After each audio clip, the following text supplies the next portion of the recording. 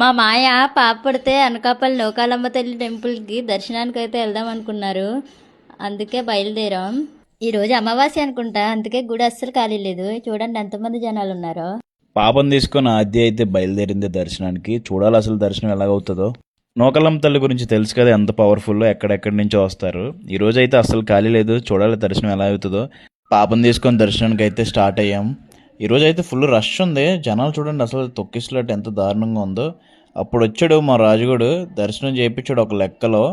నాకు దర్శనం చేయించడమే కాకుండా పాపని గర్భగుడిలోకి తీసుకెళ్ళి అమ్మవారి ఒడిలో కూర్చోబెట్టారు, మీరు చూశారు కదా.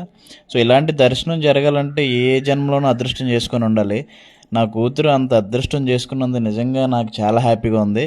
అండ్ ఫైనల్గా అమ్మవారి ప్రసాదం తీసుకున్నాను. అమ్మవారి ప్రసాదం ఉంటుంది పులిహోర, ఏ మాటకా మాట నిజం చెప్తున్నాను, అంత అమృతమైన ప్రసాదం నాకు ఈ చుట్టుపక్కల ఎక్కడా దొరకదు.